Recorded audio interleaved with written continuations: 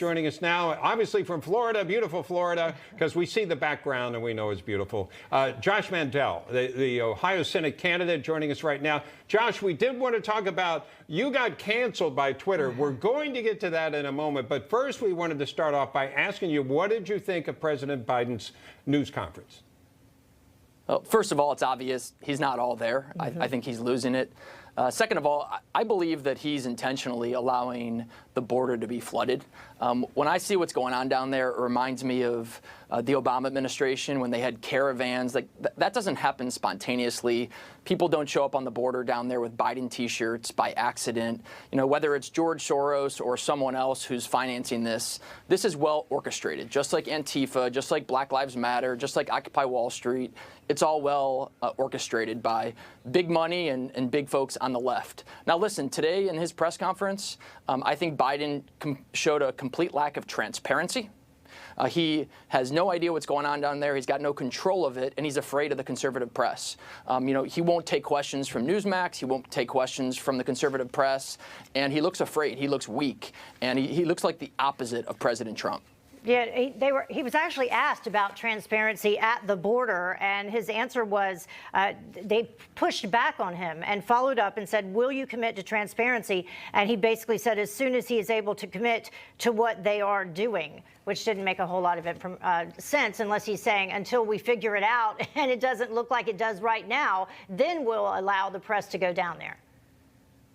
Exactly. Listen, the Trump America First agenda puts Americans first. The Biden doctrine, or maybe we should call it the Kamala Harris doctrine, because she's probably running the country right now, you know, it puts foreigners first. And 7 days a week and twice on Sunday, I think we need to prioritize the American people. I mean, think about all the homeless veterans we have out there living on the streets, and Biden wants to use our tax money to put illegal immigrants into hotels. I mean, the whole thing is just outrageous. He has no control over the situation. You know, when I was in the Marine Corps, we talked a lot about command and control. He lacks both. He's the commander-in-chief, does not have command over the situation, does not have control over the situation, and he's so afraid of sunlight and transparency that he's making America look like fools. Yeah, we wanted to remind people, one of the reasons we wanted to talk to you, obviously we have the driving news of the day, but the heads of Facebook, Google, Twitter, they faced some grilling today from lawmakers on Capitol Hill. Now, some members of Congress want to crack down on what they say is the excessive power and control that big tech wields. For instance, the permanent ban on President Trump imposed by Twitter and Facebook. Now, you also have been canceled for a time from Twitter for tweeting criticism about President Biden's border policy. We wanted to show that. If we could bring that up, one of your tweets prior to your account being suspended right here.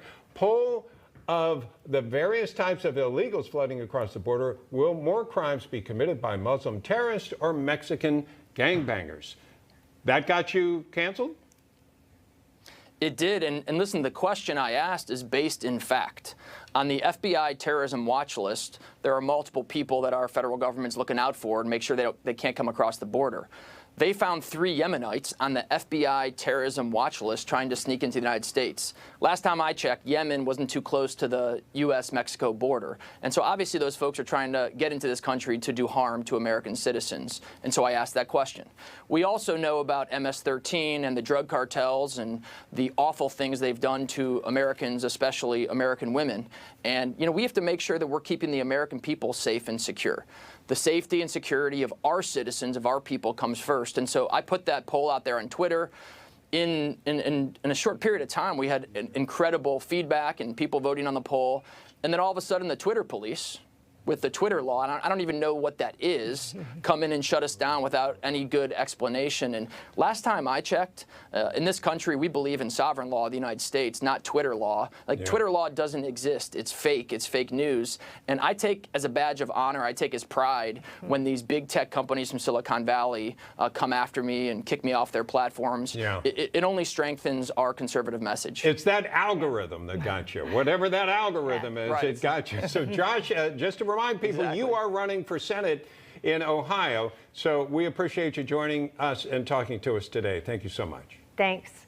Always good to be on. Thanks for what you guys are doing at Newsmax. It's great. Thank you, sir. Hi, Emma Reckenberg here. If you like this video, there's a whole lot more to see on Newsmax TV. You can watch for free right here on our YouTube live stream and be the first one here each time our experts break down real news.